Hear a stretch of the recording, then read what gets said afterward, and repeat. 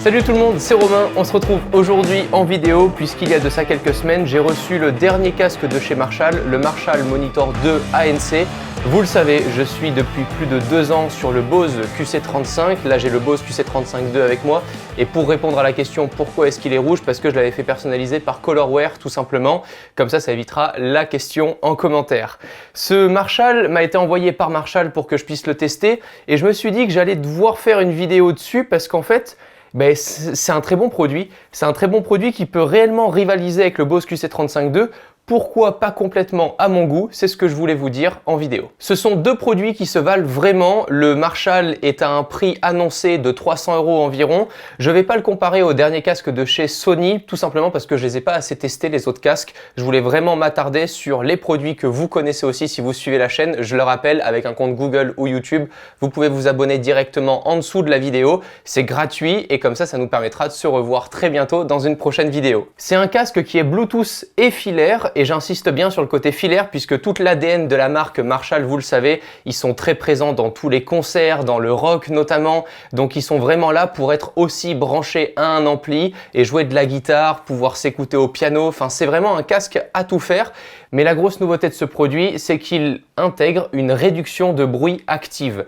Il comporte 4 microphones qui sont disposés autour du casque qui vont analyser les sons parasites ambiants et venir tout simplement les inverser pour qu'on puisse avoir, de ce qu'annonce Marshall, environ moins 30 décibels sur le bruit qui nous entoure, ce que je trouve bien puisque la moyenne en général est de moins 20 décibels sur les casques à réduction de bruit active. La première chose qui m'a frappé et qui m'a plu sur ce casque, c'est qu'il ne reprend pas l'ADN de ses concurrents avec le tactile qui s'implante de partout, notamment les derniers casques de chez Sony. Et c'est pour ça que j'ai pas forcément testé ces produits-là, c'est parce qu'ils sont tous tactiles avec le pavé pour aller à la musique suivante, précédente. Et ça m'insupporte. Pourquoi? Eh bien parce que je voyage beaucoup, j'ai cette chance-là. Et quand je suis en avion, tout simplement, quand tu t'endors, quand tu lèves la main, quand tu bouges, ça vient actionner sans que tu le souhaites la pause, la reprise de la musique suivante. Donc moi, il me faut absolument des boutons physiques et je suis très content puisque sur ce casque Marshall, il n'y a que des boutons physiques. Il y en a un qui va nous permettre d'activer ou pas la réduction de bruit active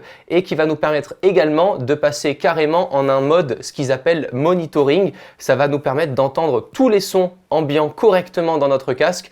Par exemple, encore une fois, en voyageant, s'il y a une annonce qui est faite dans l'aéroport, tu peux appuyer vite sur ce bouton-là et entendre très bien tout ce qui se passe autour de toi, mais également dans la rue ou à vélo si jamais tu veux absolument avoir un casque à vélo, même si c'est fortement déconseillé.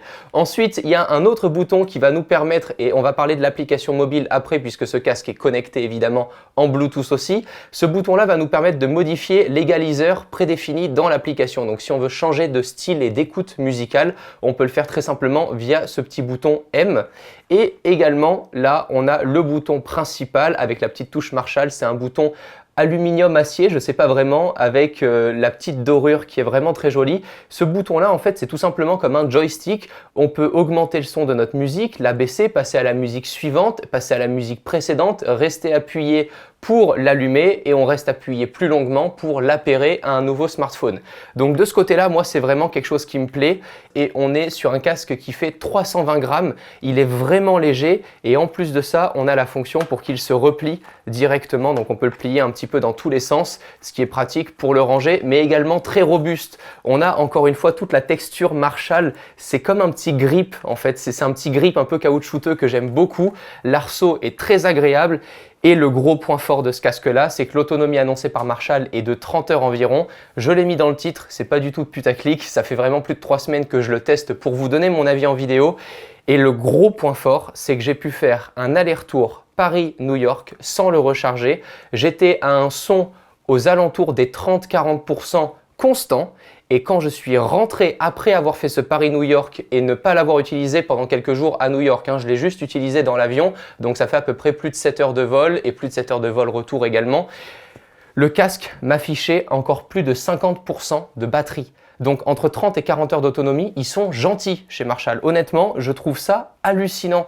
C'est vraiment quelque chose qui m'a frappé et que j'adore sur mon QC35-2, c'est que je le recharge jamais. Il a tout le temps de la batterie, il a une super autonomie et c'est ce que j'attendais d'un tel casque nomade. Concernant la recharge de ce produit-là, évidemment, qui dit nouveau produit dit la connectique en USB-C vers USB-A et Marshall nous annonce en 5 minutes environ plus de 30% je crois d'autonomie directement. Et ça pour le coup, c'est même plus quelque chose que je mesure puisqu'avec une batterie externe dans le sac, vous le reliez en USB-C, vous le laissez 15 minutes le temps d'aller boire un café et puis ça y est, on est reparti pour un tour. J'ai parlé de la réduction de bruit active, c'est un bon point qu'ils aient fait l'effort de l'implanter dans ce casque-là, mais ils ne l'ont pas fait jusqu'au bout. Et pour moi, cette réduction de bruit, elle n'est pas aussi bonne et elle ne vaut pas celle du QC35-2. Surtout dans les aigus. Quand il y a une personne qui parle à côté de vous, vous l'entendez comme si elle chuchotait dans votre casque. Je n'arrive pas à comprendre pourquoi cette réduction de bruit, elle est mal gérée, je trouve, sur ce casque-là. Encore une fois, c'est vraiment mon avis. Hein. C'est marqué dans le titre, c'est mon avis. Peut-être que des potes n'auront pas le même avis que moi, les potes youtubeurs, mais vraiment, c'est un truc qui m'a trop déçu. J'ai vu quelques articles qui parlaient de ça, je me suis dit attends, on va essayer d'y faire attention et en fait toutes les graves, tous les bruits des scooters, voitures et tout, aucun problème, il le gère super bien.